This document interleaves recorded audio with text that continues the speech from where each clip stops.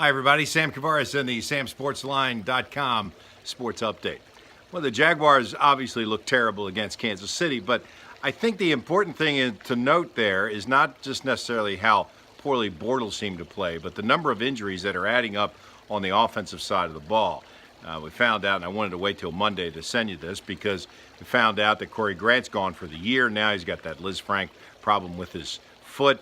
Austin Seferian-Jenkins also has been put on IR, but he's probably the revocable guy. They don't have to announce that, but he's the guy that they can bring back after 6 weeks, and he was an important offseason acquisition as a free agent. So when you start going through it, Grant and Seferian-Jenkins, plus Cam Robinson, A.J. Cann missed a game, Josh Wells out most of the game against Kansas City, and of course Fournette really hasn't played, and T.J. Yeldon has been banged up. This offense has not been very solid. I thought what Tony Romo said during the broadcast was pretty accurate when he talked about the timing for Bortles. It wasn't that Bortles was terrible, although his statistics really showed, and the 4 interceptions showed that he didn't have his best day. But when you get to a quarterback's timing of what they work on and when they want to throw it and when the routes are coming open, that there was so much pressure in the backfield, and remember, he attempted 60 passes in the game, that the timing just wasn't there. Now, admittedly, great quarterbacks adjust to that, great wide receivers adjust to that. The Jaguars don't have either. They've got a serviceable quarterback who I think wants to be great, but certainly their wide receiver core is not great by any means, and I think that they think that Dante Moncrief might be Allen Robinson, but he's not.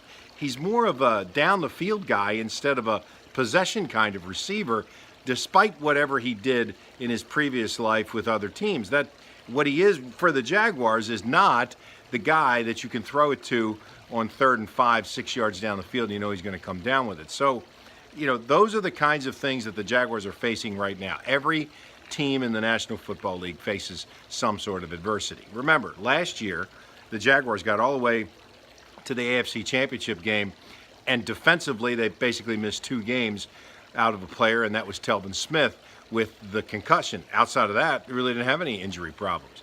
This year on offense, there definitely are injury issues, and when you can make a team one-dimensional, and for the Jaguars, even though I thought that Yeldon had some success running the football, yesterday, Sunday, they were a one-dimensional team with Bortles throwing for more yards and more pass attempts than any time in his career. So if you can do that to a team, you know how you're going to beat them, and that's exactly what Kansas City did.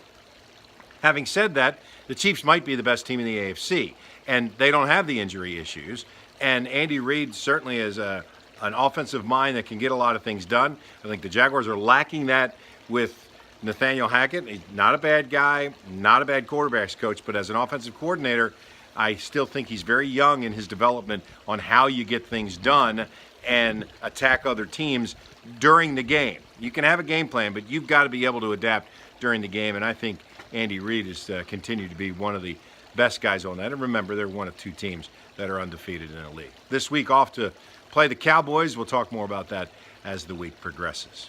But again, Corey Grant gone for the year. Austin Seferian-Jenkins on that revocable IR. I'm Sam Kavaris, and that's the samsportsline.com sports update.